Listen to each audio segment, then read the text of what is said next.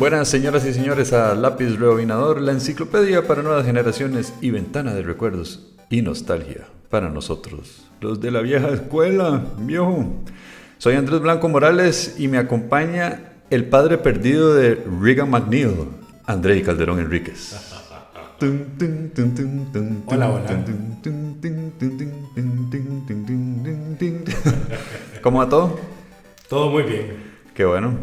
Hoy tenemos un tema muy bonito, muy bonito. Vamos a hablar de la película que cambió el género del terror allá por el año 1973. Pinocho.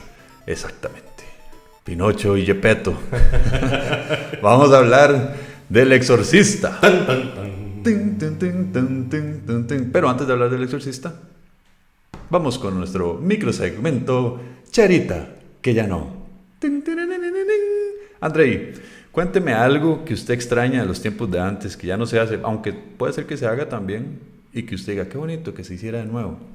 Bueno, precisamente sí se hace todavía, Okay. pero quiero traer la colación, que es que con mi abuelita nos íbamos de paseo a San José Centro. Yo chiquitillo, a yo conocer San José. Entonces me llevaba a todos los lugares que pues para uno eran desconocidos, como por ejemplo el Mercado Central. Ajá. Que hoy poca gente va, o sea, poca gente de nuestras generaciones o los hijos de nuestras generaciones, etc. Y era típico que entonces entrábamos al mercado y me regalaba un alboroto. Pero no el alboroto de Diana, sino que el alboroto que eran las palomitas de colores con miel que vendían en el... Entonces yo siempre quería ir al mercado a comer el alboroto. Y confites de natilla, y bueno. Habían otro montón de golosinas y confites que nos daban a los chiquillos, pero precisamente porque se compraban ahí en el mercado. Entonces, charita que ya no. Sí, de hecho yo me acuerdo que para cuando empezaba la temporada de clases, antes de que empezara uno, toda la lista de útiles, uniformes y todo eso era agarrar y pasar todo el día a San José, que ir a la Gloria a comprar los uniformes, que ir a la Universal ahí en San José Centro a comprar los útiles.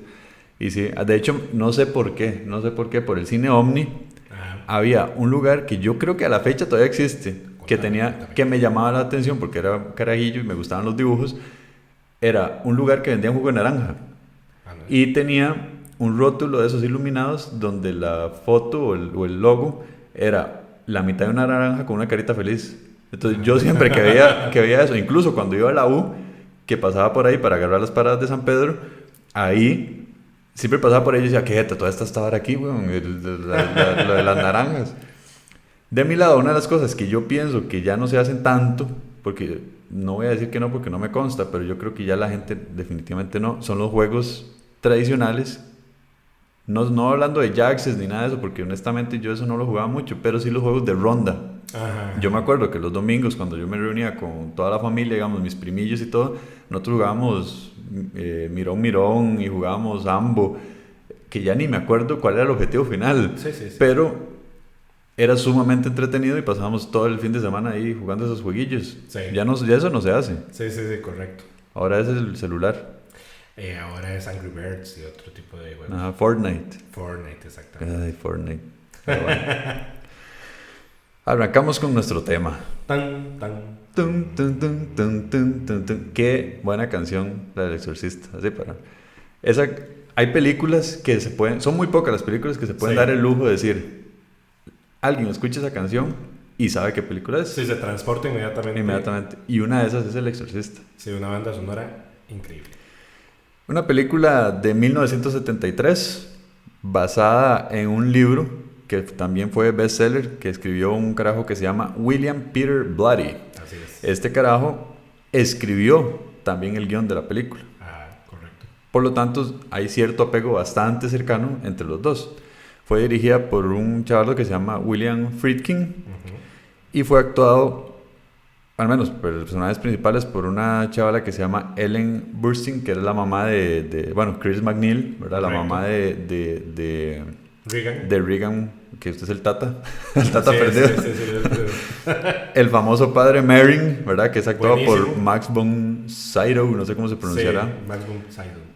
El detective, que ahorita hablamos de trama y todo eso, pero o sea, el actor es Lee J. Cobb, el famoso padre Carras, Sí. que parece que tiene apellido de Pokémon, que es el actor Jason Miller. Linda Blair, obviamente, hay que mencionar, la verdad que en ese momento estaba sumamente niña.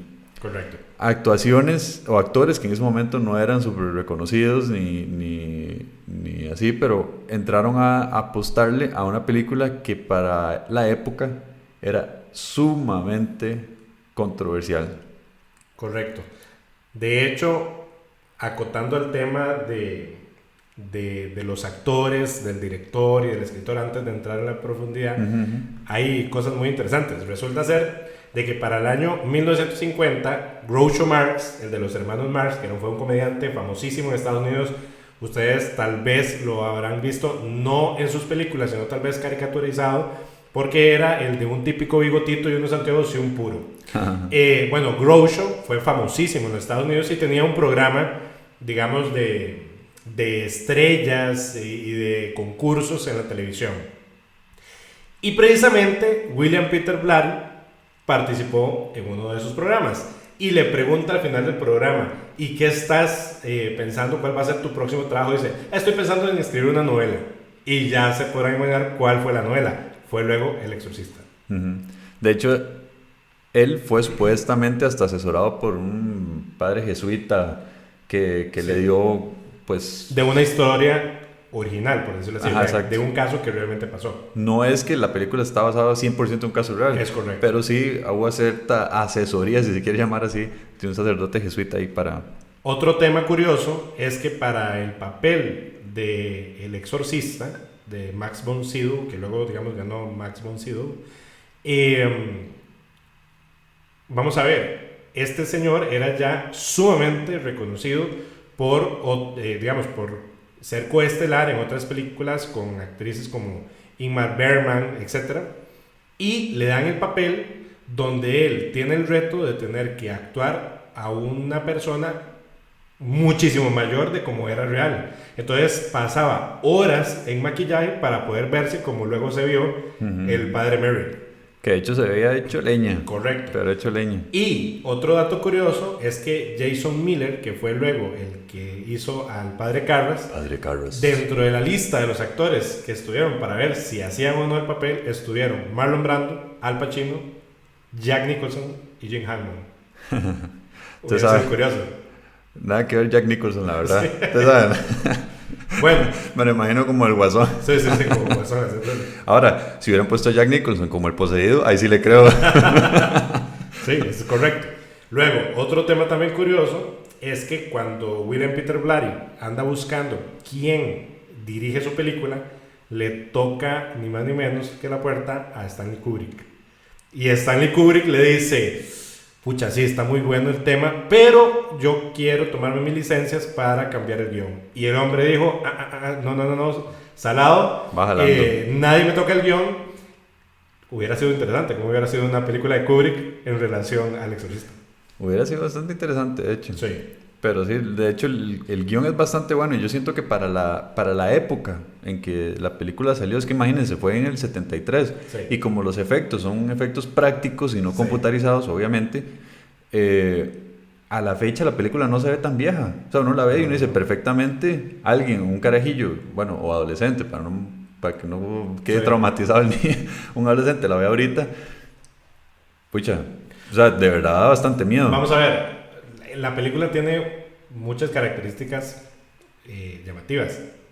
A hoy, como vos decís, no se ve tan vieja, pero el color de la cinta o el filtro de la cinta, pues si hoy, digamos, hacemos un símil con las nuevas series que están saliendo retro, ¿verdad? Pues es también muy parecida. Sí. Y los efectos prácticos son pero buenísimos, el maquillaje, o sea, eso, de verdad que qué breteadas se hicieron para la época. Otro tema en relación a los actores. Resulta ser que William Peter Blatty tenía como amiga a Shirley MacLaine, que es otra actriz buenísima, increíble, que de hecho es la hermana de Warren Beatty, que es otro actor ahí famoso en Estados Unidos. Entonces él creó el papel de la mamá de Reagan pensado en Shirley MacLaine. Además, incluso a como quedó en la pantalla físicamente se parecía a Shirley MacLaine. Pero después, por X razones del destino, Shirley MacLaine no pudo hacer el papel. Entonces también tuvo a varias actrices famosas que hicieron fila o que estuvieron pensadas para ver si hacían el papel. Audrey Hepburn, Geraldine Page, Jane Fonda y Debbie Reynolds. Y lo curioso es que Debbie Reynolds dijo, bueno, yo hago el papel, pero siempre y cuando la que haga Regan sea Carrie Fisher. Que era mi hija. Usted. Bueno, no era mi hija, era hija de Debbie Reynolds. Sí, yo en ese momento no tenía hijas. Ni había nacido. No, ni era mujer tampoco. Bueno, X, el punto es que qué curioso hubiera sido que Regan hubiera sido la princesa Leia. Tú sabes. Puta, hubiera sido una producción tipo Chewbacca, el exorcista. Cuando está poseído. Sí. Sí. Ahora, hay algo que yo rescato rajado de la osadía de este par de señores en atreverse a hacer una película de ese tipo en esta época. Claro. O sea, Pleno 70. ¿quién en los 70s? Todo el mundo súper religioso, todo el mundo disque súper moral, ¿verdad? En una época donde todo el mundo se portaba disque requete bien y todo, ¿verdad? Y sale una película tan exagerada, es que es extremadamente gráfica, ¿verdad? Vemos a la niña dándole la vuelta al cuello, vomitando, o sea, hasta blasfemias, usando símbolos religiosos, de manera que uno dice, incluso ahorita, yo lo dudaría en hacer algo de ese tipo por la recepción del público. Y aún así se atrevieron a hacerlo. Y curioso, se atrevieron a hacerlo y la recepción fue buena. Porque también uno pudo haber dicho, bueno, no solo se atrevieron y la cagaron, digamos, nadie la vio y la prohibieron. No. Parece que la película costó $11 millones y recaudaron $441 millones. Claro. O sea, la gente que tal vez se pudo haber sentido ofendida, de igual forma fue a verla y de igual forma dice que la disfrutó y fue el culto que se convirtió ahora. Porque ahora salen montones de películas de gente poseída y de exorcismos, hay precuelas de esta misma película, hay secuelas, pero no son lo mismo. No. Siempre El Exorcista será la primera. Claro. Y que se atrevió a hacerlo de forma tan gráfica y tan explícita, el vocabulario, ver una niña actuando así, que ya trae una connotación en el inconsciente. Claro, no. Porque la película es una combinación de terror gráfico y psicológico. Vamos a ver, yo creo que la magia que tiene la película del Exorcista no solamente radica en el susto que uno se lleva en la parte gráfica, sino más bien en lo que no se ve. En otras palabras, en el miedo que logra crear en la mente del que está viendo, incluso ni siquiera en el susto, sino diciendo, a la puña, ya viene la escena, oye, ahí viene, ya, ahorita va a aparecer la abuela. La expectativa. Esa expectativa es lo que genera el miedo realmente más atroz. Sí, para mí, película de miedo buena es aquella que cuando usted sale, usted sigue dándole vueltas, usted dice qué miedo y sigue pensando en lo mismo y incluso horas después de terminarla. Sí. Porque cuando usted va a una película de miedo que lo que recurren es a sustos, ¿verdad? Que simplemente le brinca algo en pantalla así, usted se asusta, está bien, y es estresante, y ahí uno está... Ajá. Pero cuando uno sale de la película, va y se come una hamburguesa, y ya, y usted durmió tranquilo, pero hay películas que le quedan a uno grabadas en la mente, y claro, una de estas es El Exorcista. De hecho, hablando con mi papá, porque nosotros evidentemente en la época de estreno no habíamos nacido, nosotros somos modelo 84, la película es 73, yo le pregunté cómo fue recibida en el país, ¿verdad? ¿Cómo fue? Y él me contaba, ya él en esa época ya era mayor de edad, incluso creo que tenía 17 y 18 años. Dice que la fue a ver con mi tío al Cine Rex, que eso queda en San José Centro, que era el supercine al momento, ¿verdad? Y dice que el impacto de ver esa película para él fue súper fuerte, porque de hecho dice que, o sea, es que en esa época ver algo tan gráfico como ese tipo, jamás, ¿verdad? Claro. Entonces dice que había gente que se desmayaba en el cine, y no solo en Costa Rica, sí, no, hay reportajes en el mundo donde la gente se vomitaba porque le daba asco, se salía de la sala, gente se desmayaba por el impacto. Dice mi tata que cuando él salió, obviamente andaba a pata, ¿verdad? Tenía que ir a pasar a agarrar el bus. Dice, madre, tengo que irme solo. No, iba con mi tío, pero dice que iban cagados, pero cagados del miedo, y era así como camine rápido, y eso que da la sensación de que los van siguiendo porque No, hombre, esa película de verdad se lleva el crédito total de ser la película de miedo. Bueno, nuevamente, haciéndose un poquito para atrás, al principio hablamos de que William Blatty crea este libro basado en una historia que le relatan de aparentes hechos reales, obviamente que no tienen tanta relación con la parte gráfica de la película, eso ya pues es novelizado, etcétera, etcétera. Pero realmente sí existió en Estados Unidos un niño que se le hace un exorcismo, donde sí hay la participación de hasta incluso 3 sacerdotes. Esto se da en el año 49 y el niño era Roland Hunkler, de entre 2 y 13 años. Lo curioso es de que el registro de la iglesia local indica con detalle, digamos, los procesos que se dieron dentro del ritual del exorcismo e incluso ciertas características físicas que se dieron sobre ese niño. Lo curioso es de que, bueno, primero que nada, que era un niño y no era una niña. Ajá. Segundo, que sí se da el exorcismo, que aparentemente sí fue avalado por la iglesia, etcétera, etcétera. Pero que la historia de ese chiquito, de Roland Hunkler, se pierde. O sea, la trazabilidad de qué pasó con el niño se pierde. Aparentemente Blatty informa de que el muchacho, a propósito, porque fue tan público en su momento el caso, a propósito lo ocultan. Y luego, para que luego no fuera estigmatizado por la sociedad, de que ahí está el niño exorcizado. El poseído. Aparentemente el poseído llegó incluso a trabajar en la NASA. Entonces, precisamente, el niño, como ya iba a ser todo un profesional que incluso llegó a la NASA, pues se le pierde precisamente el rastro a propósito para que nadie lo estigmatice. Para que no le afecte. Entramos a hablar de la trama. Mega resumen, se trata de una niña que vive con su mamá. El papá nunca se sabe nada al respecto, parece que están divorciados, que es un papá irresponsable ahí que no está, simplemente no aparece. La niña tenía un juego de Ouija, empieza a dizque tener un amigo imaginario que se llamaba, ¿cómo era que se llamaba? Capitán. El capitán. Bueno, ahí lo tengo anotado, pero para irlo anotando. Tiene un capitán Howdy. Entonces habla que tiene un amigo ahí. Y poco a poco ese capitán pues resulta ser un demonio que le empieza a poseer y pues tiene obviamente connotaciones negativas en la vida de la niña, donde creen que está al principio con problemas psiquiátricos, ¿verdad? Y la llevan a ayudar y al final pues recurren a hacerle un exorcismo, ¿verdad? Ese es el mega resumen. Que de hecho la secuencia es bastante inteligente también, o sea, ¿cómo?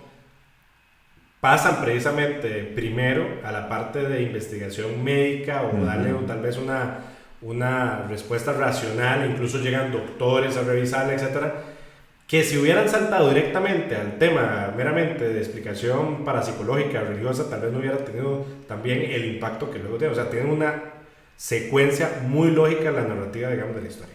Correcto. Pero ese es el mega resumen. Ahora sigamos en detalle, ¿verdad? La película empieza en el norte de Irak, donde se ve que están haciendo una excavación. Y ahorita quiero hablar de detalle porque una cosa es verla la primera vez, ¿verdad? Cuando uno lo que estás pendiente de la historia de miedo, y otra cosa es cuando esta película, para que sepan, la vi antes de hacer este programa ya con el fin de tomar notas y tener algo aquí para hablar. Entonces ya uno empieza a notar cosas que uno dice, ¿por qué pusieron esta escena? ¿O por qué habrán hecho eso? Entonces empieza en el norte de Irak, en una excavación arqueológica, parecía más bien el inicio de una película de Indiana Jones, ¿verdad? Sí. Y en una de tantas se encuentran algo, ¿verdad? Y se ve un niño que va a buscar a un sacerdote y se encuentra el famoso padre Merrill, que está en la excavación. Que es muy usual. Vamos a ver, el Vaticano tiene una cantidad de sacerdotes en el mundo que tienen diferentes tareas. Hay astrónomos, hay sacerdotes científicos, hay arqueólogos, historiadores. O sea, no necesariamente por yo ser sacerdote no pueda tener ese otro tipo de actividades, y que sus propias investigaciones van allá para identificar temas culturales, históricos que también les sirvan a la iglesia para, digamos, identificar sus orígenes. Lo que me hace gracia es que toda esta escena inicial de la excavación, y el padre va a la excavación y entre lo que encuentra, pues ahí le enseñan ciertos artefactos que encontraron antiguos, mete la mano como en un hueco y saca una estatuilla, como una imagen de un demonio, ¿verdad? Pero lo que me da risa es que toda esta secuencia la hacen como tenebrosa, cuando si usted se pone a verla, en realidad no hay nada tenebroso, es como es una cuestión arqueológica. La estatuilla en realidad no explican qué función está ejerciendo el padre Merrill en esa excavación. Entonces le mete un feeling tétrico al asunto, al punto que usan a los pobres iraquíes para dar miedo. Y me hace gracia eso también, porque mientras el padre va caminando, no hay nada en esa escena que verdaderamente dé miedo. Pero iraquí que sale, lo pone así misterioso, claro, como haciendo ojos. Sale una señora con ojo de vidrio, sale un señor ahí que se queda viendo al padre cuando pasa y uno... ¿Pero por qué? No hay ahí no hay lo nada. Que tratan de hacer es una dualidad entre la lucha del bien y el mal, donde en teoría el padre encuentra un reducto de ese mal, que luego vamos a entender en la película, y que comienza una primera confrontación entre él, como el sacerdote, con poder, y el mal que está descubierto. Pero en realidad no hay una manifestación como tal, no, simplemente es la estatua, y listo. Después... ¿Se puede decir el nombre? ¿O todavía no? ¿De qué? De Pazuzu, que es el demonio. El demonio que se encuentra. De hecho, el padre también hay un momento que pasa como por un templo donde se ve la misma estatua, más grande, y también le hace un feeling bastante tenebroso, a pesar de que no hay nada. En realidad hay que tener miedo, es una estatua. Uno, digamos, si usted fuera en la vida real pasando por ahí, usted diría, mira qué estatua más rara, o como una gárgola en Notre Dame, por ejemplo. Que ahí hay un punto interesante. ¿Por qué pasa en Irak? Y es que el actual Irak está emplazado en lo que antiguamente fueron los pueblos mesopotámicos, Babilonia, de hecho incluso de la ciudad de Ur, de donde surgió Abraham. Entonces vamos a ver, lo que básicamente dicen es, estamos encontrando un reducto de esa maldad antigua, de antiguas civilizaciones que incluso veneraban al mal. Ajá. Y ese es el inicio. Se presenta el padre Merrill, todavía no hay una función específica para él en la historia, nada más sabemos que se encuentra este demonio. Ahí cortan a Georgetown, en Washington, que es donde por primera vez vemos a la niña, a Regan, que está en su cuarto y de buenas a primeras ya el cuarto está con su ventana abierta, el cuarto está frío, presentan la familia, ¿verdad? Se ve la mamá, que se ve que es una gente de mucha plata, tienen un señor como se llama mayordomo, tienen una niñera. Con cara de mayordomo, de hecho. Sí, de hecho, pues el estereotipo así le calza perfecto. La mamá es una actriz famosa, ¿verdad? Entonces por eso de ahí justifican el dinero que tiene. La niña tiene su propia niñera y alguien que les ayude, o sea, es gente que tiene bastante plata. De ahí se ve donde van a un sitio de filmación donde está trabajando la mamá y por ahí se ve pasar al padre Carras. Y es donde pasamos de conocer a la familia al padre, ¿verdad? Por primera vez en esa parte donde sale el padre y la grabación es donde empieza a sonar por primera vez la música del exorcista. Bueno, entonces... Ahí, un poco más atemorizante, ¿no? Sí, exactamente. El punto es que también se presenta la familia bastante feliz también. La niña súper amorosa con la mamá y la mamá súper amorosa con la niña. O sea, era una familia completamente feliz y normal. Se ve donde el padre también va caminando hacia su apartamento y vuelven a usar el recurso que me hace gracia de usar a gente que está alrededor como para dar una connotación tenebrosa. Entre esos, digamos, él llega al metro y el metro como es oscuro y todo, hay un mendigo ahí pidiendo ayuda y lo presentan como tenebroso, ¿verdad? Y vuelvo a lo mismo, como que uno dice, ¿por qué? No hay nada que atemorice, en realidad ni va con el tema de la película, pero empiezan a usar ese tipo de recursos, de usar gente extraña que tiene cierto look como para dar a entender que hay algo que está pasando, ¿verdad? Son simbolismos. Llegamos al apartamento del sacerdote, este famoso padre Carras, donde conocemos que fue boxeador, ¿verdad? Por las fotografías que presentan, se ven trofeos de él, y es donde conocemos por primera vez a la mamá, que es italiana. O sea, vamos a entender, ya conocemos que el padre Carras también tiene... descendencia italiana, que es muy normal en Estados Unidos de los años 70, de inmigrantes, etc. Correcto, vemos a la mamá que está medio enferma, no sé si en algún momento dicen claramente la enfermedad, pero sí parece que es como un Alzheimer o alguna demencia, porque después, más adelante lo vemos, la internan. pero sí se ve que tiene una enfermedad y habla con él en italiano, ¿verdad? Pero sí se ve que está enferma, ¿verdad? Así conocemos por primera vez al padre Carras. Entre lo que se le conoce y se le va viendo a él es que también dentro de su fe es un hombre de duda, ¿verdad? Entonces es más un hombre de ciencia. De hecho, él tiene especialización de psicólogo o psiquiatra. Psicólogo, entonces, duda de la fe. Ahí ya conocimos a este personaje que va a ser bastante importante en la historia. Y cortamos de nuevo a la casa de la protagonista, donde vemos una ouija en el sótano. Recordemos que antes, bueno, yo no sé si para la gente, pero antes la ouija era súper común. Sí. Súper común. No, de hecho, Hasbro tiene la patentada la marca, a pesar de que la ouija, pues obviamente es un juego. Vamos a ver, es un juego ocultista de años. Aparentemente, la ouija tiene sus orígenes incluso en Egipto, y que los gitanos traen en su, digamos, en estos gitanos que son deambulantes, ¿verdad? Nómadas que atraviesan toda Europa, y traen dentro de su conocimiento el juego, que al final en teoría no es un juego. Ellos creen, ¿ok?, de que realmente es un método de apertura de puertas a otras dimensiones. ¿Qué es la ouija? Cuéntale a la gente. Ok, la ouija es una tabla donde tenemos una serie de números y letras, todo el alfabeto y toda la cantidad de números del 1 al 0, donde a través de una, podríamos decir, un método guía o un elemento guía, que puede ser una tablilla, puede ser un vaso, puede ser una flecha, etc. Yo voy a tratar de invocar a un espíritu de otra dimensión. Puede ser un espíritu, puede ser lo que sea, eso hay para otro programa, ¿ok? Y el espíritu, gracias a esta tabla, que viene siendo como una puerta de esa dimensión, ingresa a esta realidad y habla conmigo, ¿ok? ¿Cómo habla? No con palabras, sino movilizando este elemento guía, ¿ok?, llevándolo hacia las letras o hacia los números para poder ir identificando lo que este espíritu está hablando. Hay en la misma tabla un elemento de ingreso y otro de salida, y además también está la palabra sí y la palabra no. Ajá, para ayudar al espíritu a poder contestar las preguntas que la otra persona desarrolla. Claro, y en ese momento se mercadeaba como algo sumamente inofensivo, era como un juego.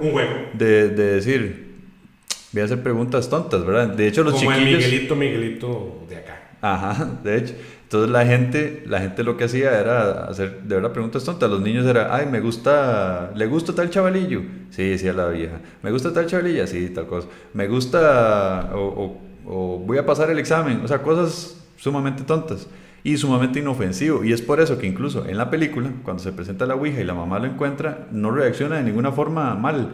Ya en películas más recientes, ya la ouija tiene una connotación diferente. Claro. Pero en esos momentos era un juego, como decir, gran banco. Aquí hay un tema interesante.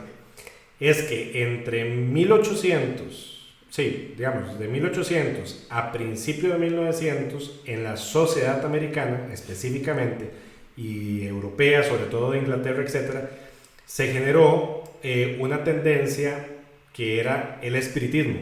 Entonces, había, digamos, reuniones privadas de incluso alta sociedad. De hecho, se daba más en la alta sociedad, donde se reunían en las casas, comían, etc., y el centro del juego o de la velada era reunirse para invocar espíritus a través de un medio o a través de la utilización de la ouija. O sea, era como decir la reunión del día. En vez de reunirse a ver una película, se reunían a tratar con espíritus a través de la ouija. Entonces era algo muy común. Sí, yo me acuerdo que la vendían en la Universal. Sí. Yo nunca tuve una, pero siempre, yo no sabía ni de qué trataba ni nada, pero me llamaba mucha atención la caja, porque yo decía, ¿por qué tiene un abecedario? ¿Por qué se ve como una lupa, un triángulo en forma con lupa? Que era la guía. Era la guía.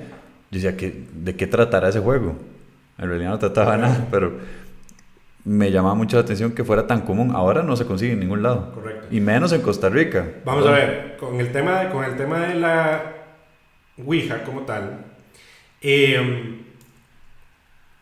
hay que hacer una connotación, que es que incluso los psiquiatras han hecho estudios en relación a la utilización de la Ouija. ¿Por qué? Porque aquí entramos ya a la frontera de que hay que creer y no dejar de creer. O sea, hay que tener respeto de ciertos temas. En este caso, pues nosotros no somos nadie para decir si funciona o no funciona. Lo curioso es de que hay múltiples casos, incluso de estudios, donde se dice que pasa algo. No en todas las facetas. Entonces puede ser de que ni siquiera sea el tema del juego como tal, sino que puede ser más bien relacionado a la persona que lo juega y que atraiga o que tenga, digamos, cierta sensibilidad o susceptibilidad para eso y que por eso se den cosas en algunas personas y otras no. El tema es de que hay psiquiatras que incluso han hecho estudios, y aquí traigo un tema simplemente anecdótico. Resulta ser de que hubo en Estados Unidos un estudio científico sobre la utilización de la Ouija. Y ellos decían que, ok, si realmente es o sirve para abrir un portal, pero no necesariamente para un tema psicológico, sino más bien para ampliar la mente. Entonces, ¿qué hicieron? Tenían a otro científico durmiendo en un cuarto a la par. ¿Ok? Bueno, pues resulta ser que el resultado del experimento fue que sí lograron conectar, pero no con un espíritu de un muerto, sino con el científico que estaba dormido al lado. Entonces, cuando narran la experiencia con el científico dice, no, pero eso es lo que yo estaba soñando. En otras palabras, no se sabe cómo, pero lograron hacer una comunicación con esta persona que estaba soñando. Punto. Simplemente lo dejo como un tema anecdótico. Lo deja picandito. Sí. Ok, volviendo a la película. Y ahí es donde por primera vez la chavalilla, Regan, habla de Capitán Howdy, donde dice que es que ella está usando eso para hablar con su amigo, ¿verdad? Y ella lo ve súper inofensivo, ¿verdad? Que está hablando con Capitán Howdy. Se aproxima el cumpleaños de Regan también, de paso. Y hablan de que quieren ir a conocer Washington, porque como es actriz, están apenas ahí llegando, y es temporal la situación. Ahí es donde se habla también del papá, que no está presente, y entonces donde uno ya concluye, ok, es divorciada, por eso es que no está por acá. Y vuelven a cortar al bar, donde se ve el sacerdote tomando ahí con otro sacerdote y hablando justamente de las cuestiones de fe. Es donde se ve, donde él dice, es que yo siento que no estoy apto para mi puesto porque yo en realidad estoy lleno de dudas y no sé qué. Habla que él es psiquiatra, ¿verdad? Y explícitamente dice que ya perdió su fe. Entonces ya es donde uno dice, pucha, ya este carajo va para afuera de la iglesia, ¿verdad? Se ve la mamá enojadísima porque el papá no va a estar para el cumpleaños, que no, de la hija, que ni siquiera una llamada, que no sé qué, no sé cuánto. Y es ahí por primera vez donde se oyen ruidos en el ático de la casa. Entonces la mamá, ay, seguro hay ratas. Entonces habla con el mayordomo para que elimine las ratas. Y sube a investigar y ahí recurren a lo que hablamos ahora, ¿verdad? De sustos. En realidad no pasa nada extraño. De hecho, se encuentra al mayordomo limpiando, ¿verdad? Pero es el recurso donde ya se empieza a decir, es como que hay algo en la casa que está sucediendo. Ahorita la niña no ha manifestado nada todavía de que está poseída o nada así al respecto, pero ya se empiezan a ver esos signos por ahí. Y es donde por primera vez también el amigo, el otro sacerdote, ese sí no tengo el nombre del personaje, para ver si lo tengo por aquí. Yo creo que tal vez sí lo anoté. Bueno, este amigo de este que es el otro sacerdote. Ajá, el padre Dyer. Bueno, hay un dato curioso en relación al padre Dyer. A ver. Que realmente era un padre. Ah, ¿de verdad? O sea, lo contratan y era el padre William O'Malley. O sea, de hecho es padre y de hecho da clases de religión, etcétera, etcétera, etcétera. Entonces es un dato curioso. Oigo. Bueno, y es por primera vez donde ese padre encuentra al padre Dyer, la estatua de la Virgen en la iglesia, toda, ¿cómo se dice? Bueno, modificada, le hacen grafitis y la hacen como un demonio, ¿verdad? Sí. Vulnerada. Exacto. Que entonces comienza a pensar de que hay un culto satánico o algún satanista en el barrio, ¿verdad? Que está haciendo ese agravio en la iglesia. Exactamente. Entonces donde empieza nada más, sí, dice que quién será el que está haciendo estas cosas en Vamos la iglesia. A ver, en la novela de William Blatty, lo que da a entender es de que al mismo tiempo que se está suscitando eso en la casa de Regan, como que está habiendo una afectación en todo el pueblo donde está surgiendo la maldad, y por eso es de que surge tal vez el movimiento de algún joven, etcétera, que llega a hacer ese acto sacrílego de la iglesia. De hecho, yo tengo mis teorías, pero ahorita lo conversamos. Okay. Entonces se ve ese daño. Y también se ve una toma donde ya la mamá del sacerdote Carras está en el psiquiátrico. O bueno, parece un psiquiátrico, en realidad no lo dicen, pero cuando uno llega y le muestran quiénes más son pacientes, se ven otras señoras como enfermos mentales, exacto, o ancianos por eso, dejados, etc. Exacto, por eso yo pienso que tal vez lo que tenía así era como un Alzheimer. Sí. Una demencia senil. Ajá, algo así. Entonces se ve la señora en cama, ¿verdad? Y ahí le empieza a echar la culpa al sacerdote de estar ahí. Entonces él también, hay una relación medio afectiva complicada, porque el sacerdote quiere mucho a la mamá, pero tiene en su mente que es por culpa de él que ella está mal. Comienza a luchar consigo mismo, con su propio demonio. Profundo. Y de ahí pasamos a una de las primeras escenas donde ya hay una manifestación extraña sobre Regan. Y es que en la casa hay una fiesta, ¿verdad? De cacahuates. ¿Por qué? Porque se manifiesta. Está bien. Esto bueno, se lo acepto. Entonces, hay una fiesta. Y está el padre se me olvidó atrás el nombre. Dyer, sí. Está el padre Dyer tocando piano y todo el mundo contento, ¿verdad? Y cantando y todo eso.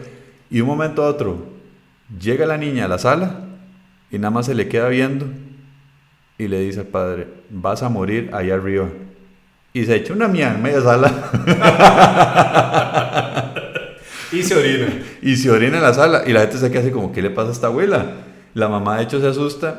Y es vacilón porque... No, pero no le dice al padre que va a morir. El padre sí está ahí, pero es a un director o a un compañero de la producción. Cierto. Que aparentemente es el que le gusta a la mamá. Ajá. Y no, y sí le dice que va a morir. Sí. Le dice, vas a morir ahí arriba. Así es como le dice. Y lo que iba a decir es que es vacilona la reacción de la mamá. Porque la mamá, normalmente uno pensaría, un carajillo llega y amenaza de muerte a una persona y se orina en media sala, es como para regañarlo. Pero la mamá nunca, en toda la película, reacciona de forma mala contra la niña. Siempre la apoya. Entonces más bien reacciona preocupada. Entonces la agarra, se la lleva para arriba, la baña. Y es como, ¿qué te está pasando, verdad? ¿Por qué dijiste eso? Pero súper pasiva, no se enoja por lo que dice. Bueno, y ahí hago un corte curioso. Ok, ya volvemos. Resulta, para que vean, y ahí arranca, de hecho, la leyenda urbana relacionada con la película del Exorcista y una posible maldición por haber estado jugando con fuerzas demoníacas, etc. Ajá. Y es que durante la producción de la película mueren 9 personas en la vida real. Uh-huh. Y lo más curioso es que a ese chavalo que le dice Regan, te vas a morir, realmente tiempo después sí muere. Es el actor Jack McGowan, me imagino, no sé si lo estoy pronunciando bien, que hace el actor de Burke Dennings, que muere en la película, ¿ok? Pero que realmente después fallece por complicaciones derivadas de una epidemia de gripe en Londres. Tempito después en la misma producción. Man, qué miedo. Y a partir de ahí, ya la mamá empieza a tomar acciones y obviamente lleva a la chiquita al doctor para ver qué le está pasando y le mandan pastillas para que controlarle ahí cualquier problema psicológico, etc.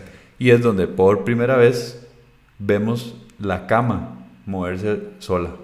Entonces, cuando digo moverse, no es como más adelante en la película, que es una hora exagerada, pero sí empieza a temblar la cama, la mamá la ve y dice que es esta carajada, ¿verdad? Y ahora sí, de verdad hay algo raro.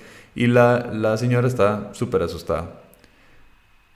De ahí hay una toma también importante. A pesar de que pudieron haber seguido contando algo relacionado a la posesión de la chiquita, cortan. Es que es lo que es peculiar de esta película, digamos. En películas recientes de exorcismos y posesiones, todo gira alrededor de la persona que está poseída y súper exagerada. Ahí mueven la cama un poquito y ya. Eso fue todo. Cortan y pasan a lo que... Dan como un dulce al miedo. Ajá. Le están dando como un regalito de suave porque viene algo mejor. Ajá. Y también pasan a la vista del padre Carras, que no sé por qué digo Parras, de verdad me quedó el Pokémon, el padre Carras, y Y él está soñando, no sé si la intención es dar a entender que está al mismo tiempo, donde él está caminando como por la ciudad, ¿verdad? Ve a la mamá.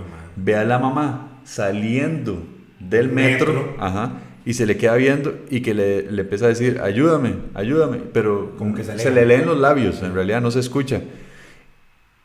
Y bueno, y entre esas escenas, de un momento a otro sale la cara de un demonio, pero eso que sale como mensaje subliminal, como mensaje un segundo. Subliminal, es un segundo que sale la cara del demonio y se quita. El padre va corriendo, ¿verdad? La mamá baja al metro y se le cae una medalla que ella tenía en su casa ahí, valiosa, no sé qué, y termina el sueño. Y eso es todo, pero es como para demostrar que el mae también está teniendo una lucha interna, un terror con esa duda, sí. Y que de verdad le está afectando mucho lo que está pasando con la mamá, ¿verdad? Después de ahí, la película se mueve al hospital, ya donde le quieren hacer un TAC, ¿verdad? Para analizarle qué es lo que está sucediendo en el cerebro, porque esa es la teoría. De hecho, hay una escena bastante buena para la época, porque se ve donde le inyectan en el cuello, ¿verdad? Y se ve súper real. Se ve súper real donde le meten la aguja. Un líquido de contraste para hacer los exámenes. Pero se ve increíble, o sea, se ve como si de verdad lo hicieran. Y en esa época es como, man. Sí. Muy, muy bueno. Y es donde empieza... El fenómeno comienza increciendo. Y así en otro idioma y todo. Sí. Empieza... Y es donde por primera vez se ve la carajilla diciendo malas palabras. Empieza a madrear al doctor, le escupe en la cara, se vuelve violenta. Con otra voz. No es con otra voz. Ella todavía habla con su propia voz en ese momento. Donde la tratan de inyectar, pero ya se empieza a ver como, ¿qué le está pasando a esta carajilla, verdad? Y la mamá, pasiva, ¿verdad? Ay, no diga eso, ¿verdad? Sí. Pero sí preocupada. No diga la palabra con P. Exactamente, así le dijo, justamente. Después, mientras están haciendo lo del TAC, el doctor tiene la hipótesis de que es una lesión cerebral, ¿verdad? Y la mamá dice que no, y es donde ya la mamá empieza a decir, no, es que es algo sobrenatural, porque la cama se movió y yo la vi, eso no tiene sentido, ¿verdad? Y no era una cama de rodines. Y no era cama de rodines. Y es donde se ve ya, donde le están haciendo el TAC y todo esto, pero la teoría de los doctores es que ella tiene un problema en su cerebro, ¿verdad? Bueno, ahí hago un corte en relación a la explicación, digamos, desde el punto de vista parapsicológica religiosa. Se supone que cuando una persona, según la religión, es poseída, hay diferentes etapas. Y esta etapa, que es la que estamos viendo en el hospital, es la etapa de la infectación. O sea, en otras palabras, ahí el espíritu o el demonio o lo que sea apenas está entrando en el cuerpo de la niña y está tratando de hacer espacio para poder hacerse con la mente de la niña. Y ahí viene también algo que dice la iglesia, que ha sido polémica, y de hecho se ven luego en la película de Emily Rose también de un caso parecido, donde la iglesia no le gusta. Vamos a ver, después de descartado todo el tema científico, ¿verdad? Si ya la iglesia determina que en teoría es posesión, de que se le den narcóticos o algún tipo de droga, porque eso lo que hace es que, en teoría para ellos, hace que el cerebro o la conciencia disminuya. Y entra más bien más fuerte exactamente el demonio, porque más bien debería de ser una lucha interna. Entonces, eso es lo que se ve exactamente en esta parte del hospital. Entonces, cuando tienen el resultado del TAC, les dice el doctor, qué raro, que no hay nada raro. Como unas máquinas viejísimas, sí. Buenísimo. Y dice, todo está bien, no hay nada malo en esta niña. Y después llegan a la casa y está la empleada, bueno, la niñera, digamos, asustadísima, ¿verdad? Todavía no sabe qué está pasando, pero está asustada, corre a llamar al doctor y le dice, véngase para acá porque necesito su ayuda de inmediato. Y cuando llega, es donde por primera vez vemos que le cambia la voz a la niña y está pegando brincos en la cama y se mueve para todos lados y habla así como raro, así como sí. Y entre eso que está hablando raro es donde también se vuelve medio sexual la cosa también. Correcto. Porque la niña le dice fuck me, ¿verdad? Cógeme. Sí. Y el doctor se queda así como, y se oye de verdad rarísima la voz. Y ya es donde empieza a ver también un poquito de la cara desfigurada de la niña. Porque al principio sí se ve como de verdad bastante niña, inocente, Sí. pero conforme va avanzando, Como se va avanzando esa infestación, se le va transfigurando. Corte ahí a tema curioso, Ok. en relación a la voz. Ajá. Resulta ser que la voz de Linda Blair no bastaba para poder dar la connotación que querían. Entonces contrataron a una dobladora que se llamaba Mercedes McCambridge. Y resulta ser que ella, como tenía que hacer, ojo lo que hizo esta señora, fumó y bebió hasta el cansancio durante la producción para forzar la irritación de la garganta. Y aparte de eso, cuando hacía el doblado, lo hacía con un trapo amarrado al cuello para todavía forzar más las cuerdas vocales para que le hiciera así de carrasposa la voz. Quieta. Después de que pasa eso se ve, no, mientras está pasando eso prácticamente, llega la mamá a la casa y se ven las luces de la casa prendiéndose y apagándose, ya hay una manifestación más fuerte. Llega donde está la niña, ya está tranquila, la niña está dormida, pero está el cuarto frío, al punto que ya respira, ¿verdad? Y se ve el vapor y la ventana abierta. Entonces la mamá dice, ay, pucha, dejaron la ventana abierta, qué idiota la niñera, ¿verdad? Cierra la puerta, cobija a la niña, le da un beso, ¿verdad? Todo. Pero se queda uno como diciendo que, ¿por qué está abierto todo eso? ¿Qué pasó, verdad? Y en ese momento tocan la puerta. Llega uno de los señores que estuvo en la fiesta, ¿verdad? Anterior, donde creo que fue el sacerdote Dyer, y le dice, se murió el otro carajo. El que hablamos hace poco. El que hablamos hace poco. Y dice, se fracturó el cuello. Y todo el mundo, qué carajos, ¿verdad? Bueno, corte nuevamente a dato curioso. Dato curioso. Resulta ser de que, bueno, estábamos hablando del cuarto frío. Resulta ser que el director de esta película era un nazi de la producción, entonces los traía, pero increíble, para propiciar el ambiente adecuado.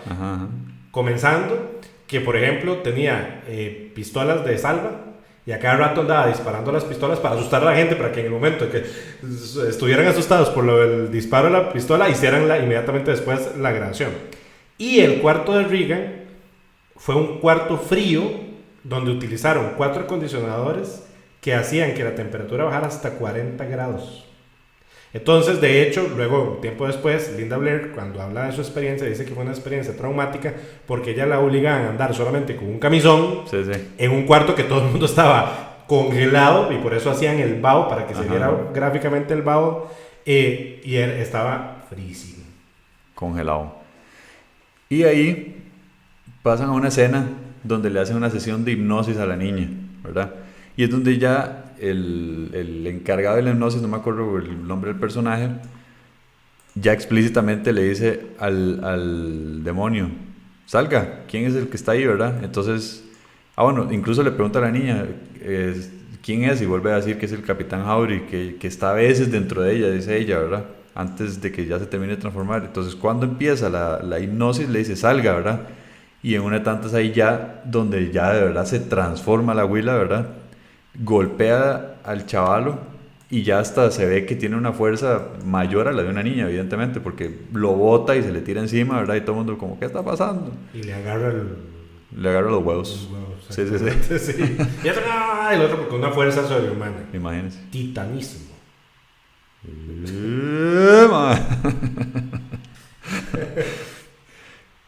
Ahora, aquí empieza a salir un personaje que para mí no es tan bueno. El inspector. El famoso inspector. Sí, ¿verdad? Porque el inspector, obviamente lo que anda es inspectando. El inspector de lo que anda investigando es la muerte de este chavalo que se quebró el cuello, ¿verdad? Pero no es como que el más inteligente del mundo, nada más de un momento a otro dice, mira, el carajo se quebró la jupa aquí. Y no tiene mucho sentido, ¿verdad? Sí, porque el típico policía de oficina que me tocó y voy a comenzar a investigar. Y aparece el padre, el investigador, hablando con el padre Carras. Y le habla de que hicieron brujería en uno de los en una iglesia, que es donde hicieron lo del que dañaron la estatua de la Virgen. Y le cuenta sobre el padre que se cayó, ¿verdad? Y que se quebró la jupa y se quebró todo. Lo que no era padre, que era el... Bueno, que ese carajo. Sí. Y el padre se siente como que le están obligando a contar un secreto de confesión de otra persona, ¿verdad? Entonces el madre le dice, yo no le voy a contar a usted nada. Que se quiebra el cuello en las gradas Ajá, que sí. están al lado de la casa. Sí, todavía eso no se sabe. Todavía En eso ese no se momento, en ese momento nada más sabemos que se quebró Que se había el cuello. muerto. Ajá. Claro. Y le pregunta, lo que la está cuestionando es si sabe quién pudo haber dañado la iglesia y quién pudo haber matado al sacerdote. Porque al inicio se da a entender que fue un accidente, que se tropezó y se quebró, pero es que él dice, es que no se ve como un accidente. El cuello, la cabeza está totalmente al revés, dice, eso es alguien... Tuvo que tener una fuerza importante. Ajá, tuvo que haber sido una persona Con fuerza. que lo desnudó y lo tiró. Claro. Y dice, entonces yo ando buscando un asesino, no por qué se cayó. Y ahí ya se hace la insinuación de que le habla a este padre porque es amigo y porque era boxeador. ¿Por qué? Es una buena hipótesis. De que porque al principio comienza a contactar con el padre Carlos, porque ya. puede hacer de que sea un sospechoso por ser boxeador en su juventud y tenga la fuerza suficiente para desnucar al otro. No sé. Bueno, Es una, interesante, sí, ¿no? podría ser. Y ya, y ahí se desentiende el investigador, pero sí se ve que el padre Carlos como que no quiere colaborar con el inspector por alguna razón, porque dice, es que derechos de confesión, no tengo nada que decirle, en realidad no sabemos nada, ¿verdad? Le dice. Y ahí pasamos a otra toma, donde ya está la niña en un hospital psiquiátrico, ya la tienen amarrada, ya se empieza a ver la cara de la niña llena de rasguñazos, ¿verdad? Todavía los mismos doctores dicen que no saben qué tiene. Incluso está en una mesa, ¿verdad? Con un montón de doctores y la mamá desesperada que dice que lo han visto 88 doctores. Eso no se ve, obviamente. Sí, es pero, como una junta médica hablándole a la madre. Ajá, pero ella dice que cómo es posible que la hayan visto 88 doctores y no me digan qué carajos tiene, ¿verdad? Uno de los doctores incluso le sugiere que le hagan terapia de choque, ¿verdad? Y la mamá, no, pero ¿cómo le van a hacer eso a mi hija? No sé qué. Y ahí, en una de tantas, uno de los doctores dice, ¿y usted cómo está en la creencia religiosa? No sé qué. ¿Ha considerado el exorcismo en algún momento? Y yo, porque un doctor va a sugerir eso, ¿verdad? Pero bueno, uno de los doctores... Pasa, ya como, sí, como última opción. Sí, como no sé qué hacer, entonces exorcismo, ¿verdad? Incluso el mismo doctor dice, a pesar de lo que acabo de decir, dice, yo no creo en eso, pero ya como no sabemos qué es, podemos sugerirle a alguien, y ese sugerido es el padre Carlos, ¿verdad? Ahí corta y vamos a donde murió este chavalo que cayó por las gradas, y es donde por primera vez vemos las gradas que dan con la ventana del cuarto de la chiquita. Lo que no entiendo es qué inspector se le va a ocurrir, mira, pudo haber caído de esa ventana, ¿verdad? Y más de una cámara del cuarto de una niña, pero el inspector milagrosamente dijo, mira, se cayó de esa ventana, y incluso la ventana estaba cerrada, no había nada como que le diera una pista de que fue de ahí. Y de hecho la ventana está incómoda, o sea, no es que queda al frente, sino como en diagonal. Pero por alguna razón el carajo dice, lo tiraron de ahí y tuvo que haber sido ahí arriba. Y ahí yo tengo una teoría, eso sí no sale en la historia, pero yo tengo una teoría. ¿Qué es la niña la que hizo los daños en la iglesia? Y que fue Regan también la que mató al padre. Eso yo creo que sí es evidente, lo del padre. Pero para mí no lo mató tirándolo desde la ventana, sino que mi teoría, esa es mi teoría, es una opinión, es que la chamaquilla se sale por la ventana y anda como un espíritu de... así chasqueando. Sí. Y va a la iglesia. Una hora así. Y va y hizo los daños en la iglesia y tal vez no tiró al padre de la ventana. Tal vez lo que hizo fue salirse, el maya pasando por ahí, le quebró la nuca y lo tiró. Entonces ese chaval o persona que el padre anda buscando, en realidad es la niña que a veces se sale, porque casualmente en la toma en la toma después de que dicen que se dañaron la iglesia, está la ventana abierta de la carajilla. Y después de que mataron al mae, está la ventana abierta de la carajilla. Entonces, o una de dos, o se sale o alguien entra, ¿verdad? Pero me parece que esa es mi conclusión, que tal vez la chiquilla anda ahí suelta en la calle y hace cosas. Llega la mamá a la casa y se encuentra una cruz. Y la mamá en algún momento ella dice que ella no es religiosa, que ellos no son en realidad creyentes de nada. Y entonces la mamá desesperada empieza como... ¿quién trajo esta cruz a la casa, verdad? Y empieza a cuestionar al mayordomo y a la niñera porque no sabe de dónde salió.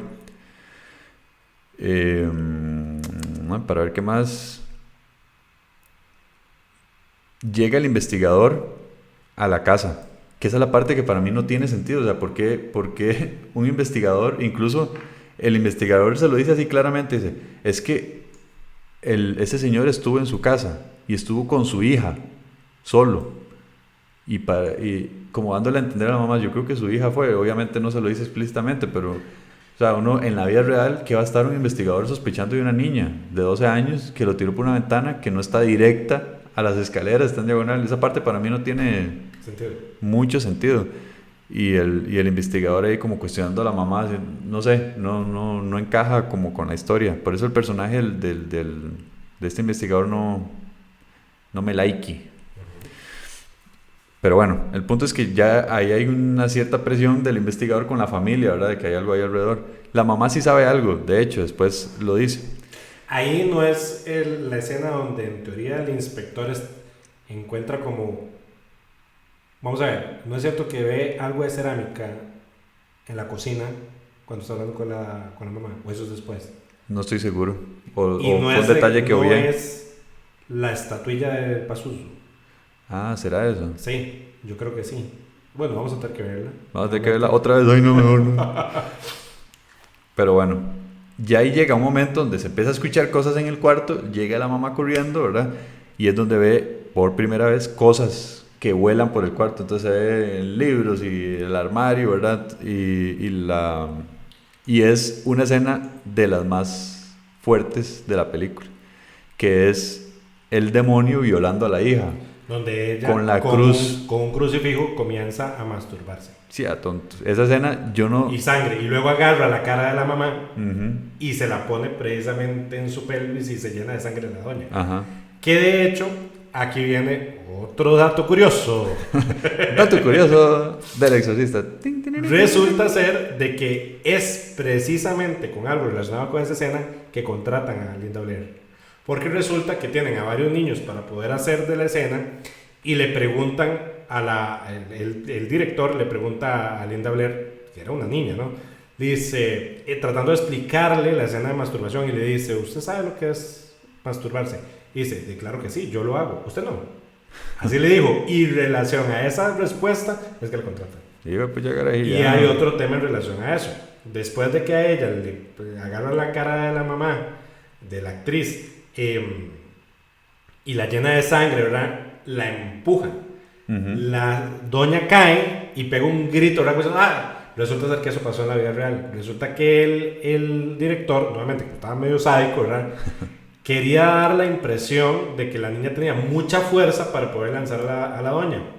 Resulta ser que le ponen un arnés a la doña, la suspenden para que la tiren, y resulta ser que en la escena, en la vida real, se le revienta el arnés y el semillazo que se pega es de verdad, es real, y le lesionó de hecho la espalda. Y entonces el grito que se oye de la doña es real. Oiga usted. De hecho, en esa escena, además de golpearla, le trata de tirar el armario encima, sí, también sí, lo mueve ahí. Muy bueno. Y es donde por primera vez también le da vuelta a la cabeza. Ajá. Que es una escena clásica del exorcista, ¿verdad? Sí. Le da la vuelta a la cabeza, queda al revés y habla ya ahora sí 100% demoníaco. Sí. Ya se oye una voz como de hombre, más bien. Que para hacer ese efecto, vamos a ver, de hecho los productores le decían que era como muy excesivo. De hecho consideraban que era como ridículo el tema de que le girara sí, de hecho no tiene mucho cabeza, sentido. Pero bueno, al final ellos quisieron ponerlo y utilizaron una muñeca de látex que era controlada de hecho a distancia. Ajá. Sí, eso sí es una muñeca. Y a partir de ahí, la mamá ya golpeada, ya no sabe qué hacer, nadie le está ayudando, la carajilla en el cuarto ahí hablando como un carajo y no haciendo nada al respecto, ya está desesperada y ahora sí, va a buscar al padre Carras. Desesperada, le dice que ocupa ayuda con alguien, todavía no le dice que es con la hija, y le dice que ocupa un exorcismo, y el padre la vuelve a ver, ¿verdad? Como diciendo, ¿qué le pasa a esta vieja? O sea, esa vara, incluso el madre le dice... Y él ni cree. Sí, él no cree, dice que él es psiquiatra, que más bien, que sí, que él quiere ir a verla, pero para ayudarle con pastillas o con algo, ¿verdad? Exacto. Y incluso le dice, la iglesia lleva siglos, dice, sin hacer exorcismos. ¿Qué está hablando usted de exorcismos? Eso ya no, ni siquiera existe, ¿verdad? Y además que se necesitan evidencia y permisos de la iglesia. Y no sé qué. Entonces le dice, bueno, lléveme a la casa para verla, ¿verdad? Y cuando llegan ya la carajilla está, pero hecha mierda, ¿verdad? Pero ahí sí ya se ve, ya la cara súper rasgada, se ve toda pálida, ya los ojos con diferente color, se ve como hinchada, ¿verdad? Ya sí de verdad está re mal. La tienen amarrada. Entra el padre y la abuela dice que se presenta como un demonio, ¿verdad? Le dice que es un demonio y el padre lo empieza como a retar, como a salirse, ¿verdad? Entonces le empieza como a pedir evidencia de cosas que ella no debería saber. Entonces le dice, dígame el apellido de soltera de la mamá de él. Y un momento le dice, su mamá está aquí conmigo, como dándole a entender que está en el infierno la mamá. Entonces el madre se queda así como, bueno, es que olvidé ese detalle, ya la mamá del padre Carlos se muere. Ya muerto. Entonces el madre está traumatizado, eso se tiene muy reciente, ¿verdad? Entonces, que de hecho es muy como posterior al sueño. Ajá. Y da a entender que el sueño era ella despidiéndose, como diciendo, ayúdeme porque me estoy llevando a... Exacto. De hecho, explícitamente nunca dicen que se murió. Es el sueño el que indica que ya la mamá muere. De hecho, esa precisamente es de los elementos que hacen interesante la película, que no todos lo dicen textualmente, o sea, dejan a la interpretación y es parte de la magia de la película. Correcto. Y también, y le habla de la mamá, entonces el padre se queda así como, ¿cómo supo?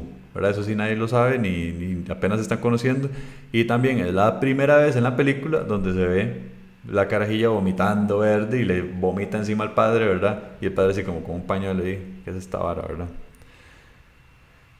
Y hay varias pruebas, de hecho el padre le dice a la mamá que hay ciertas pruebas que ocupan para saber si de verdad la carajilla está poseída. Entre las pruebas, por ejemplo, dice él, que es que hable un idioma que no sepan. Xenoglosia se dice. Wow, bueno, eso es para que vea que bueno la ¿qué? Glosia. Bueno. Que es hablar en varias lenguas. Sí.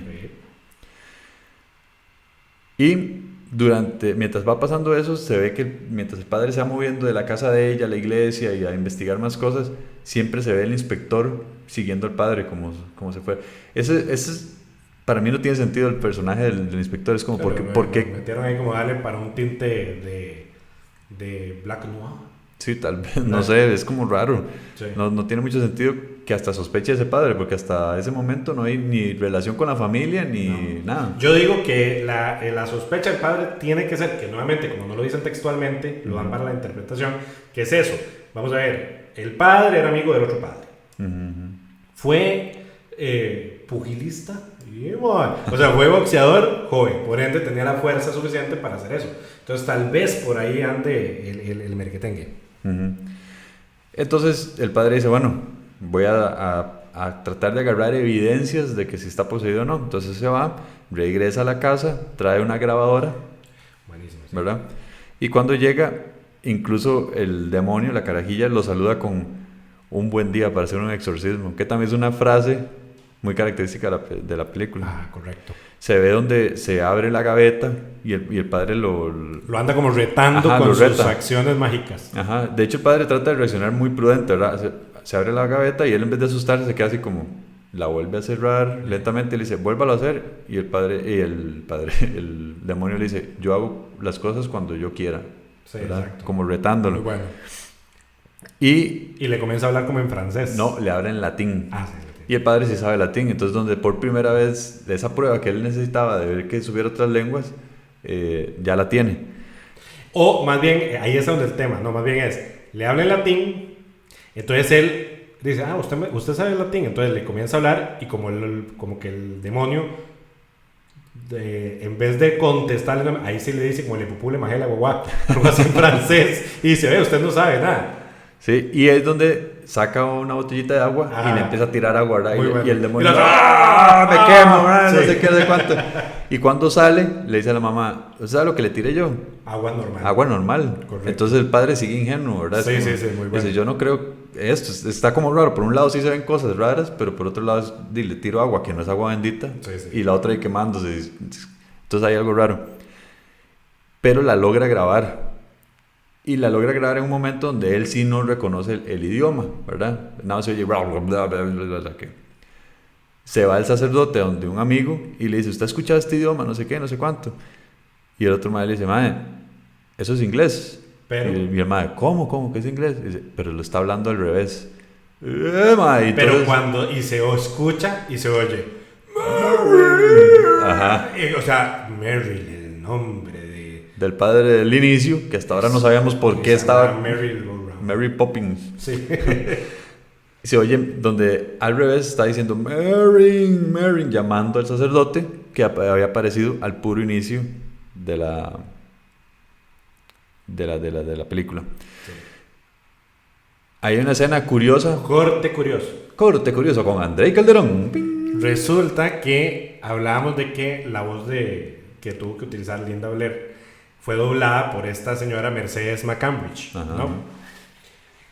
Que obviamente llevó las cuerdas vocales al límite para poder dar esa rugosidad de la voz, pero además utilizaron una interconexión entre rugidos de león y todo para poder dar eso que de hecho se oye tenebroso cuando uno lo escucha. Dato curioso, tiempo después de la filmación de la película, el hijo de la actriz, o sea, de la dobladora de Mercedes McCambridge, se suicidó después de haber asesinado a toda su familia en el año 1987. Tan. Ese fue el dato curioso por André Calderón. ¡Pling! Muchas gracias. Ok, bonito dato curioso, muy bonito. Ahí viene una escena curiosa nada más donde la niñera llama al sacerdote, el padre Carras, un Buenísima. toque, y le dice, madre, véngase aquí en emergencia, y entran al cuarto, sigue el cuarto congelado, ¿verdad? Pero congelado, y le levantan la blusa a la niña, y en el estómago, en la panza, le salen las letras Help Me, que es la niña pidiendo ayuda. Una dermografía. ¡Ping! Aprendiendo con Andrés. Puta, solo Apúntelo, palabras. xenoglosia y dermografía, dos pruebas. Ah, sí. No. Escenografía, sí. No, ahí no fue más abajo. Entonces le sale el Help Me ahí en la panza. Entonces el padre dice, ahí adentro todavía está la carajilla. Y ya ahí es donde el madre empieza a decir, ahora sí, madre, tengo que hacer un exorcismo. O sea, ahí sí le creyó. Ya le creyó. Está muy raro porque iba saliendo la palabra. Correcto. Entonces el padre, este carajo Carras, se va a la casa episcopal. Se va a hablar con el padre y dice, madre, necesito hacer un exorcismo. Deme el kit. Deme el kit de exorcismo. ¿Dónde compro la vara esa? Dame el kit de exorcismos para hacerlo. Y entonces el madre dice, suave, usted no lo puede hacer. Voy a buscar a alguien de experiencia y me lo traigo para acá. ¿Y quién llamaron? Llamaron a Lancaster Merrin. ¡Qué nombre más épico tiene Merrin! Sí. Y se ve donde está el padre Merrin ahí caminando por un bosque y lo llaman y bueno, ya tiene que venirse para acá. Porque ya estaba como retirado ahí, el hombre estaba ya descansando, pero no. Viene el exorcismo. Y aquí viene una de las escenas más épicas y características del exorcista, que es la llegada del padre Merrin, donde hay una bruma, ¿verdad? Neblina por todo lado, solo se ve la silueta de él y él para como un par de segundos al frente de la casa y esa escena es buenísima, es la sombra de él con su maletín, con el kit. Donde va a entrar a la casa, allá a empezar a hacer el exorcismo. Esa escena, bueno, y la canción, ¿verdad?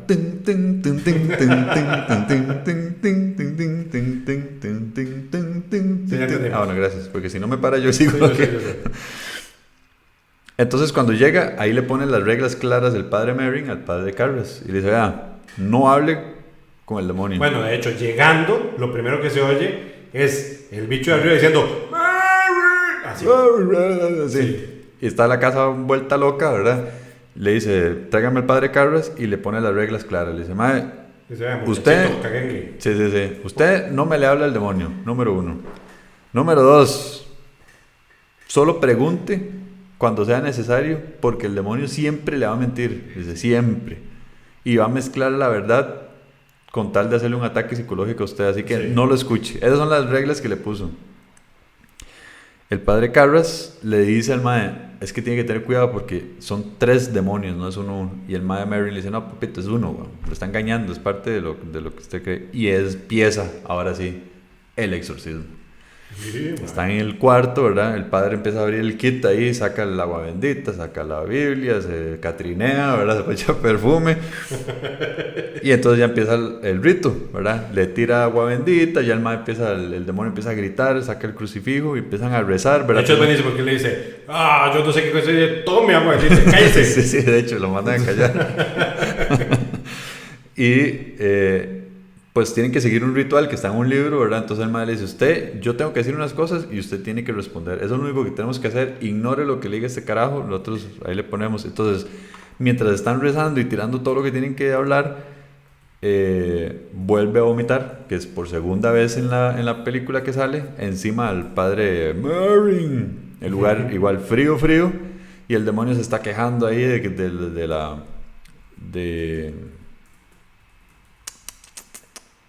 o sea, se queja del agua bendita que le tiran. De un momento, utiliza el ritual romano. aprendiendo con Andrei ¿Cómo se llama el libro ese? ¿Cuántos exorcismos tiene usted en la vida? Bueno, mira, que me hayan hecho. Entonces, en ese momento, el demonio le empieza a hablar de la mamá al padre Carras y le dice, la mamá está aquí conmigo en el infierno, la dejaste ir, no sé qué, es tu culpa. Le empieza a hacer, y el papá, ¿verdad? De hecho, el padre se queda frío. De hecho, el otro padre está esperando la respuesta y el más así sin hablar, y casi que le tiene que dar una cachetada para que reaccione, ¿sí? Como respóndame, y ya responde. Y es donde, en un momento donde está moviendo la carajilla, el padre Carras ve en la cara de ella el demonio que vio en el sueño cuando murió la mamá, ¿verdad?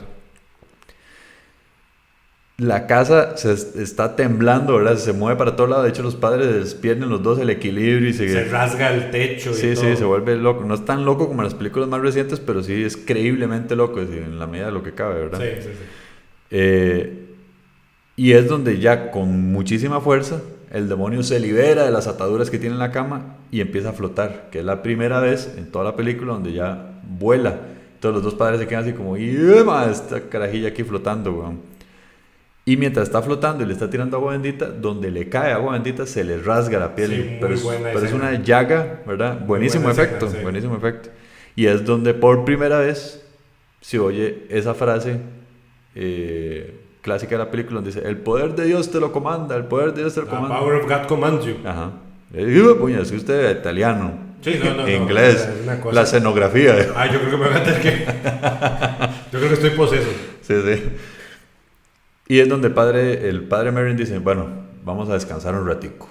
Sí, porque ya era muy viejito. Sí, ya entonces tenía que tomarse unas pastillitas, de hecho. Entonces salen del cuarto y dice, bueno, para el corazón. Sentémonos, ¿verdad? De hecho, se sientan en las escaleras. Hay unas escenas, esa película... Una picadita.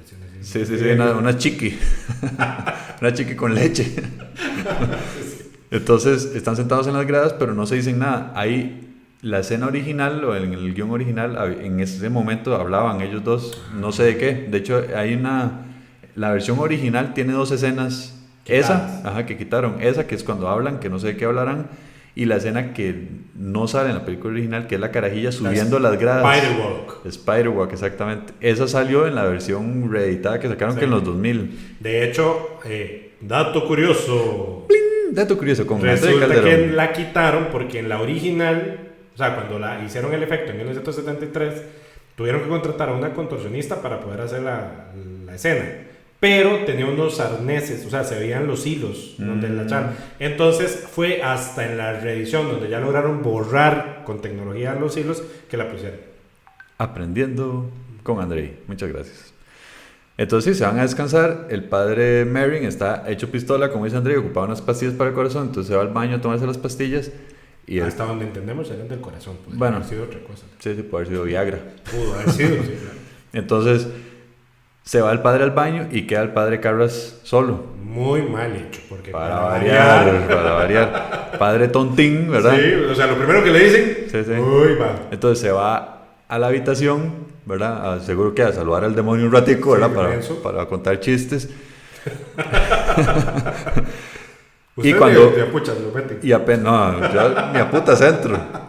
Y más con ese frío, sin suéter. Sí, obvio. Apenas entra al cuarto... en vez de ver al demonio, a quien ve es a la mamá sentada en la cama, ¿verdad? Ya, pero es algo muy rápido. Después se pone el padre de verdad a limpiar a la niña, ¿verdad? Se ve que tiene buenas intenciones, ¿verdad? Entonces empieza como a curar de las llagas y todo eso, el demonio. Y en ese momento el demonio empieza a hablar con la voz de la mamá. Y le empieza a reclamar que porque la dejó sola, que es culpa de él, no sé qué. Y entonces ya ahí le empieza a afectar psicológicamente al padre Carras. ¿Algo que agregar a eso? No, eso todavía no. En eso. Se vuelve. ¿Y qué? ¿No dígalo usted? Y le vomita, pero no vomita así. Verde. Vomitón. Bueno, ahí sí, dato curioso. Dato curioso con André Calderón. Resulta ser, bueno, primero que nada, lo que la gente más conoce es de que lo que se utilizó fue sopa de albergas. Bueno. De petit pois, sí, pues, sí. para que me entienda. Bueno, sopa verde. What de a very guisantes, good soup. para hacer el vómito. Pero lo que la gente poco sabe es de que el actor del padre Carlos no sabía que le iba a pasar eso. Entonces, el gesto ¡sorpresa! de asco es de verdad. Aprendiendo con André. Y en eso ya llega el padre Merrin otra vez a seguir el exorcismo. Pero en una de tantas, el padre Merrin ahí, estoy muy débil, santa cachucha. Y se muere el padre Merrin. Y cayó ahí, asumimos nosotros, porque ya que no por un estaba paro. tan fuerte como en su juventud. Ajá. Esa escena es vacilona digo yo, es porque el demonio ya está suelto, ¿verdad? No está ahí, entonces está sentado en una esquina de la cama, muerto de risa, pero con una risa diabólica, sí, literal. Ahí se le salió bien a la actriz. Sí. Y ahí es donde ahí sí me hace gracia. Porque el padre Carras ya dice que hijo de puta, acaban de matar a mi compa, ¿verdad? El único que puede hacer el exorcismo. Agarra a la abuela. Mae, y le empieza a dar puñetadas. O sea, imagínense que ese mae era. Pugilista. Era boxeador. Imagínense los pichazos que recibió esa abuela, ¿verdad? Entonces lo agarra. Y le empieza a dar la carajilla. Y yo, ¿pero qué le está pasando? Y donde le está pegando. Y le está dando. ¿Pero qué te pasa, Carras? Sí. En un momento a otro, el padre, ya desesperado, el padre Carlos le dice a la carajilla: tómame a mí. En vez de la carajilla, el demonio se le pasa al padre, se le dan los ojos ahí. Y el padre, en que lo también poquito, es muy buena escena. Sí, muy buena escena.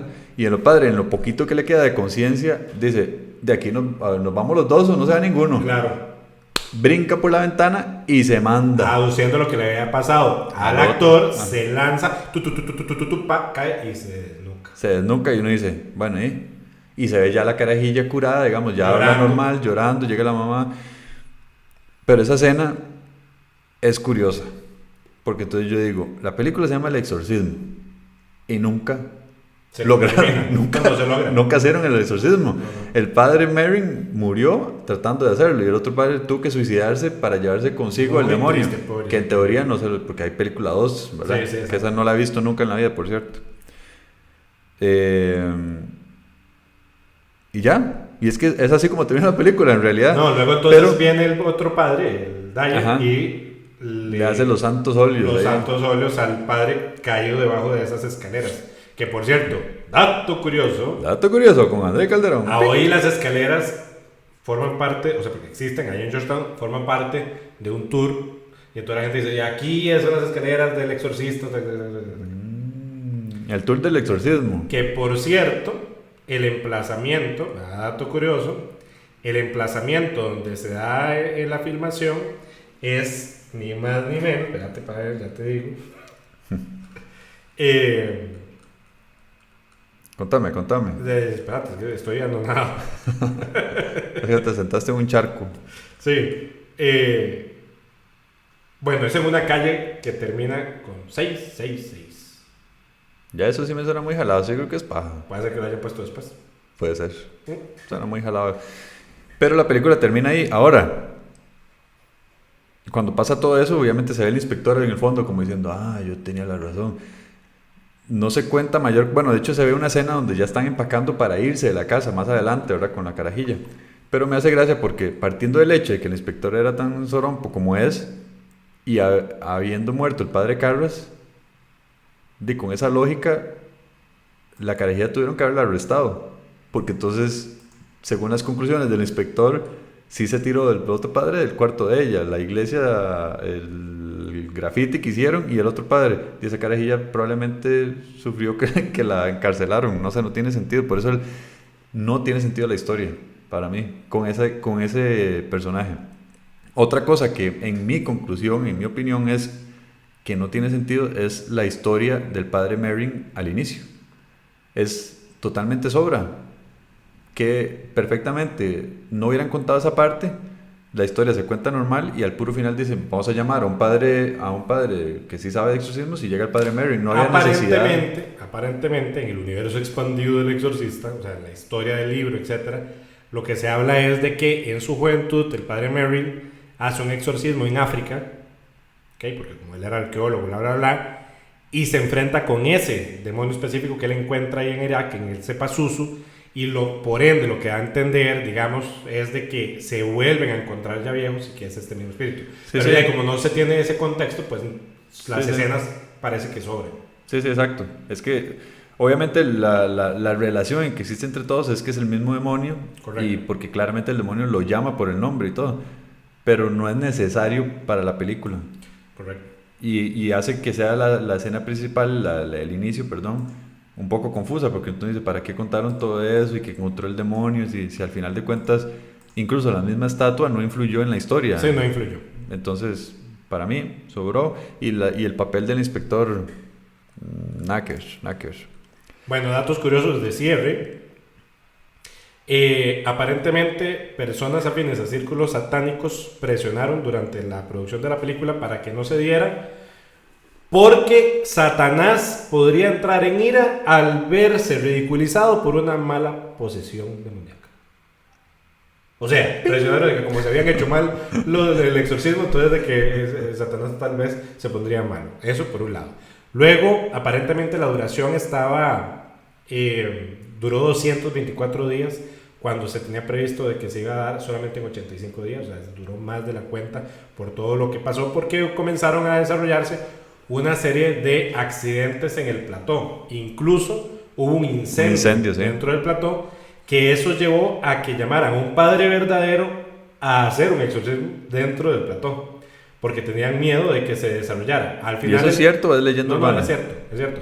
El padre al final no hizo el exorcismo, pero hicieron como un tipo de oración conjunta ahí como para calmar los ánimos, porque ya todo el mundo pues andaba con miedo, porque se había muerto gente. Incluso uno de los fulanos de producción, de esos 9 que había hablado que había muerto, muere exactamente en el set del cuarto de Regan, solo. Man. Es capaz que se murió de miedo. Pero bueno. Aprendiendo con Andrei. Ahora, yo tengo otros datos curiosos. Diga. Esta película ganó 2 Oscars. Muy interesante. Ganó Oscar por mejor guión y por mejor sonido, claramente. Claro. Pero tuvo nominaciones al Oscar, un montón. Tuvo para mejor película, imagínense. Tuvo para mejor actriz y mejor actriz secundaria. O sea, las dos, la mamá y la carajilla, estuvieron nominadas. También a mejor actor, con el padre... Carras. Con el padre Carras. Mejor director, mejor cinematografía, mejor dirección de arte y decoración de set y mejor edición. O sea, para una película de terror, o sea, ¿hace cuánto nos sale una película de terror con nominaciones al Oscar? Eso, si más bien son malísimas, ¿verdad? Entonces, es bastante curioso. Ahora, eso fue para los Oscars, pero para los Globos de Oro sí ganó mejor película de drama y sí ganó mejor actriz secundaria Linda Blair. Ajá. Y ganaron mejor, ¿cómo se llamaban? Screenplay y también mejor director. Y tuvieron nominación para mejor actriz nueva para Linda Blair y mejor actriz de drama, pero esa sí no lo ganó tampoco en los Globos de Oro. Y mejor actor de soporte para el padre Merrin. Bueno, parte de lo de la leyenda negra que está relacionada con el exorcista es debido a todo lo que se ha devenido después de la producción. Por ejemplo, en el caso de Linda Blair, después de la película, ella quedó encasillada y no pudo volver a prosperar en películas. Digamos, más bien lo que fue su éxito fue su acabose, su final de carrera de producción. Tanto así de que quedó más bien ligada a películas que llaman de categoría B, ¿verdad? O tipo B. Y luego, tiempo después, y me acuerdo perfectamente porque nosotros la vimos, carajillos también, tuvo que hacer la película de Reposeída con Leslie Nielsen, que era una versión cómica, ¿verdad? Sí. Para ella misma quitarse el estereotipo y decir, pucha, dejen ya de asociarme a la condenada película del exorcista. Ella también se ligó a las drogas y fue cocainómana, etcétera, etcétera, y pues de ahí no volvió a repuntar. Me acuerdo que también existían leyendas urbanas que decían que ella de verdad vivió traumatizada, pero ya eso eran cuentos de... Eran cuentos, exactamente. Sí. Y también me acuerdo que esa película yo ya la vi bastante... ya como a los... Es más, la vimos juntos porque estábamos... No sé si fue en la casa de Maggie o... Fue en la casa de Maggie, fue en secundaria. Ajá. Hicimos maratón. Maratón del exorcista. Sí, de hecho, vamos a ver. A hoy... Hay gente que no ha visto nunca El Exorcista, ya adulta, o sea, y que le siguen teniendo un miedo por lo que les han contado, o que han visto un poco y les da miedo porque piensan, también gente muy religiosa, que literalmente abre puertas o lo que sea. Por ejemplo, en el caso de la actriz que hace la mamá de Regan, Ellen Burstyn, se negó a pronunciar la frase "creo en el diablo" que tenía que decir en el libreto. Y ella decía, es que a pesar de que sea ficticia, mejor por si aquello, mejor no lo digo. Muy curioso, muy curioso. Estas y otras películas más estaremos discutiendo en Lápiz Rebobinador. No, recomendada la película, de verdad. Si no la han visto, de verdad que a pesar de ser una película tan vieja, se mantiene fresca. Digamos, los efectos especiales no se ven chafa o malos. Algunas partes sí, pero es que en realidad es pionera en su género. Y existen ya muchísimas películas de exorcismos y posesiones y son rajadamente exageradas. Estas, a pesar de que tiene tomas muy chocantes y todo, no son tan exageradas en cuanto a cosas sobrenaturales, son más como movimientos y cosas que se mueven por allá y que sonidos. Es como más aterrizadilla. Obviamente me imagino que por limitantes tecnológicas de la época, pero eso mismo ayudó a que se mantuviera un poco más aterrizada. Espero que les haya gustado.